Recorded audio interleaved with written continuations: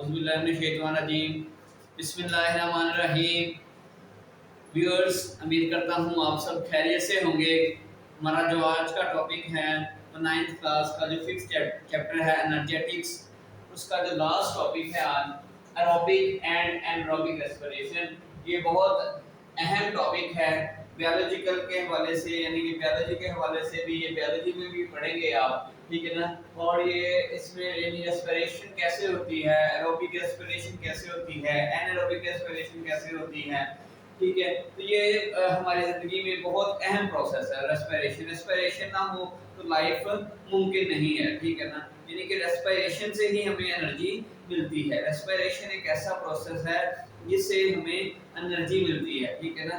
यानी कि हम तो लोग तो ये जनरल इसी टर्म में लेते हैं ना कि हमने सांस लेते हैं, ठीक है। हाँ, सांस तो लेते हैं, लेकिन ये वही ऑक्सीजन जब हमारे अंदर जाती है, हमारे अंदर जाके वो जो हमारे अंदर ग्लूकोज होते हैं, जो कार्बोहाइड्रेट्स होते हैं, उन ग्लूकोज की फॉर्म में उनकी ब्रेक डाउन करती है। ब्रेक डाउन करके जब उनको सिंपलेस्ट प्रोडक्ट में तकसीम कर देती है, कन्वर्ट कर देती है, तो उसके नतीजे में हमें बहुत सारी एनर्जी मिलती है, जिससे हम अपनी रोज़मर्रा ज़िंदगी के काम सर अंजाम देते हैं, ठीक है। हमारी ग्रोथ उससे होती है, हर चीज़ उसी से होती है। रेस्पिरेशन क्या है? The process in human beings, ये यानी ह्यूमन बीइंग्स में ऐसा प्रोसेस है। रेस्पिरेशन सब में हो रही है, लेकिन ह्यूमन बीइंग्स की बात करें तो इनहेल ऑक्सीजन, हम ऑक्सीजन को क्या करते हैं, इनहेल करते हैं, अंदर लेके जाते हैं, एंड एक्सहेल कार्बन डाइऑक्साइड, और कार्बन डाइऑक्साइड को क्या करते हैं, खारिज करते हैं। कार्बन डाइऑक्साइड को क्या करते हैं, खारिज करते हैं। एरोबिक रेस्पिरेशन क्या है? एरोबिक रेस्पिरेशन यानी ऐसी रेस्पिरेशन है जो ऑक्सीजन की मौजूदगी में होती है, यानी कि ऑक्सीजन की प्रेजेंस में जो रेस्पिरेशन होती है, जो ब्रेक डाउन होती है ग्लूकोज की, ऑक्सीजन की मौजूदगी में होती है, उसको हम क्या कहते हैं, एरोबिक रेस्पिरेशन। एरोबिक रेस्पिरेशन, ठीक है। Aerobic respiration occurs in the presence of oxygen, ये ऑक्सीजन की मौजूदगी में होती है। It is exothermic process. Exothermic है यानी कि इससे हमें बहुत ज्यादा हीट मिलती है, ठीक है ना। हमने पढ़ा है कि इससे बहुत ज्यादा हीट खारिज होती है, जो हमें हम क्या करते हैं, अपने रोजमर्रा जिंदगी के काम सरंजाम से देते हैं, ठीक है। It is an exothermic process which means it release energy. The process starts with glycolysis.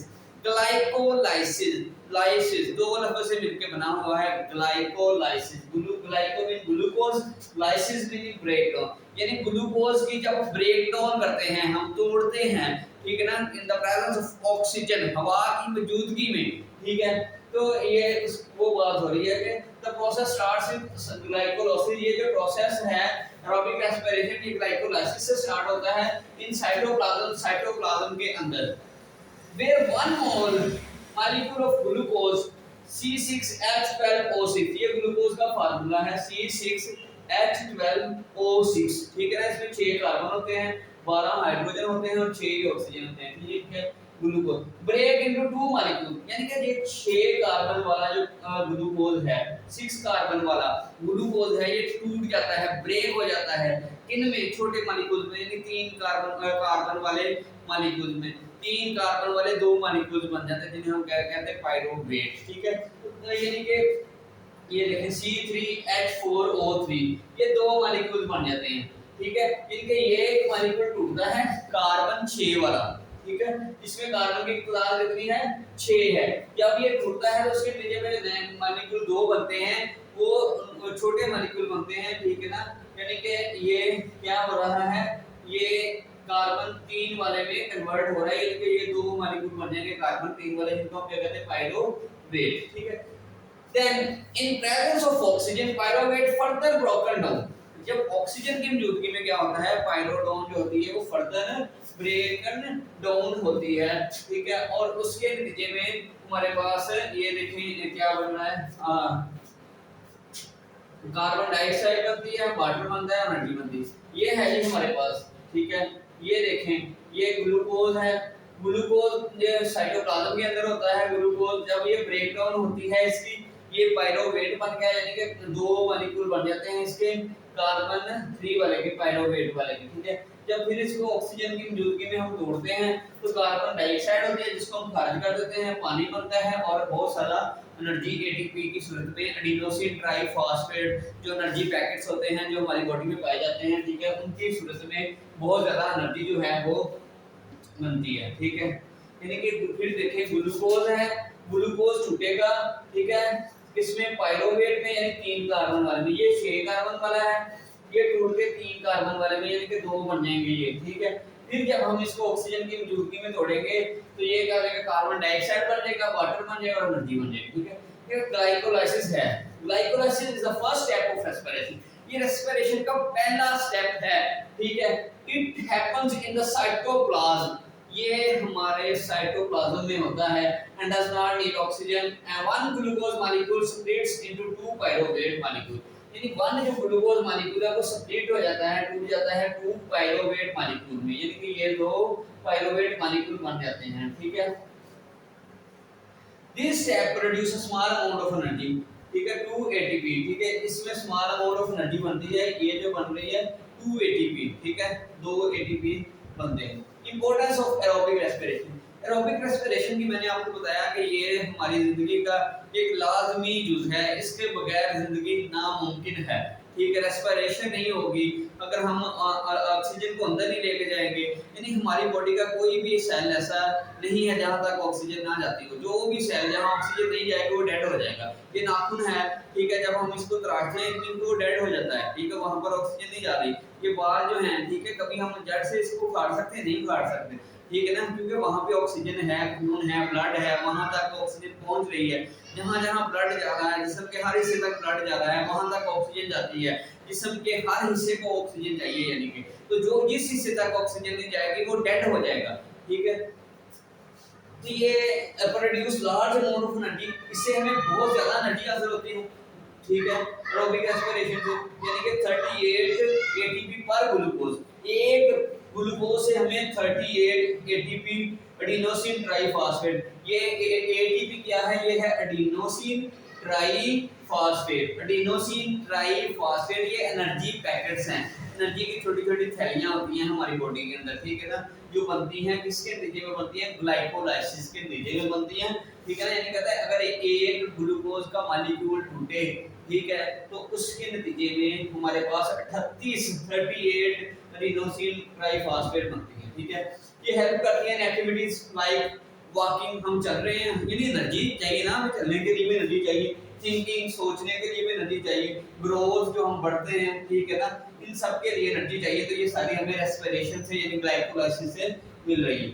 अब है एनारोबिक रेस्पिरेशन। क्या है एनारोबिक रेस्पिरेशन? ये भी रेस्पिरेशन ही है, लेकिन ये in the absence of oxygen होती है, ठीक है। ये एरोबिक रेस्पिरेशन जो है ये in the presence of oxygen है, ये anaerobic respiration in the absence of oxygen है, ये ऑक्सीजन की बगैर मौजूदगी में होती है, ठीक है ना। यानी कि ऑक्सीजन की यानी कि ना होने के साथ होती है, यानी ऑक्सीजन इसमें शामिल नहीं होती। Anaerobic respiration happens without oxygen, ये ऑक्सीजन के बगैर होती है। इट इज आल्सो एक्सोथर्मिक, ठीक है। ये क्या है? ये भी एक एक्सोथर्मिक है, यानी इसमें हीट क्या होगी, खारिज होगी, लेकिन कम, less amount. But respiration happens without oxygen, it is also exothermic but produce much less energy, लेकिन इसमें बहुत कम एनर्जी प्रोड्यूस होती है एटीपी की सूरत में, यानी सिर्फ 2 एटीपी।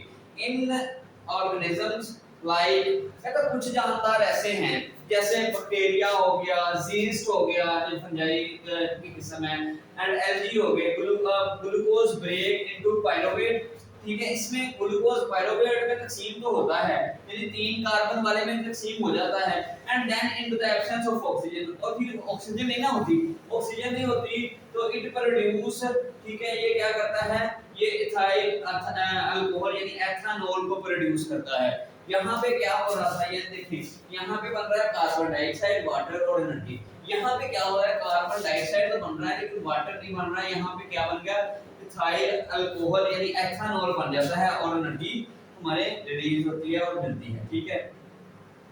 तो ये एनारोबिक रेस्पिरेशन का प्रोसेस है, यानी ग्लूकोज है, ग्लूकोज जब टूट रहा है पाइरोवेट में, पाइरोवेट जब in the absence of oxygen, oxygen की गैर मौजूदगी में होता है, ठीक है, जीस्ट में हो गया, बैक्टीरिया में हो गया, कुछ एल्जीज में हो गया, तो ये क्या बन जाता है, एथेनॉल बन जाता है, कार्बन डाइऑक्साइड बनता है और एनर्जी हमारे पास बनती है। ठीक है, तो ये कंपैरिजन जब हम करते हैं एरोबिक रेस्पिरेशन का और एनारोबिक रेस्पिरेशन का, तो हम पढ़ चुके हैं कि एरोबिक रेस्पिरेशन जो है ये होता है in the presence of oxygen, जो एनारोबिक रेस्पिरेशन है ये in the absence of oxygen. ठीक है ना, तो इसमें ऑक्सीजन की रिक्वायरमेंट नहीं होती, इसमें होती है। ठीक है ना, तो इसमें बहुत ज्यादा एनर्जी बनती है। एरोबिक रेस्पिरेशन में हमने पढ़ा कि 38 एटीपी बनते हैं पर ग्लूकोज, एक ग्लूकोज से 38 एटीपीज बनते हैं, लेकिन इसमें सिर्फ 2 बनते हैं। ठीक है, एटीपीज लो एनर्जी प्रोड्यूस। ठीक है, यानी कि एनारोबिक रेस्पिरेशन में तो इसमें जो होता है, इसमें बनता है पानी। ठीक है, कार्बन डाइऑक्साइड बनती है और एनर्जी मिलती है। इसमें क्या बनता है, इसमें कार्बन डाइऑक्साइड बनती है, लैक्टिक एसिड या एथेनॉल बनता है। ठीक है, ब्रेकडाउन कंप्लीट, इसमें कंप्लीटली ब्रेकडाउन हो जाती है। इसमें ग्लूकोज की कंप्लीट ब्रेकडाउन होती है, इसमें कंप्लीट ब्रेकडाउन हो जाती है ग्लूकोज की। इसमें कंप्लीट ब्रेकडाउन नहीं होती, इनकम्प्लीट ब्रेकडाउन होती है, यानी कि मुकम्मल तौर पे वो ब्रेकडाउन नहीं हो पाती ग्लूकोज की। ठीक है, ब्रेकडाउन कंप्लीट होती है इसमें, इसमें इनकम्प्लीट होती है, यानी कि एनारोबिक रेस्पिरेशन में। अब सिग्निफिकेंस इन डेली लाइफ, कहता है in human muscles during hard exercise lack of oxygen leads to anaerobic respiration and production of lactic acid causing muscle fatigue। ठीक है, यानी कि हम जब रोजमर्रा जिंदगी में कोई फिजिकल एक्टिविटी करते हैं, कोई एक्सरसाइज करते हैं, कोई गेम खेलते हैं, क्रिकेट खेलते हैं, फुटबॉल, हॉकी, कोई भी गेम करके आते हैं, तो यानी कि हमें जितनी ऑक्सीजन चाहिए होती है तो उतनी हमें, यानी जितनी रिक्वायर होती है उतनी हमें ऑक्सीजन मिलती नहीं है, उतनी ऑक्सीजन नहीं मिलती।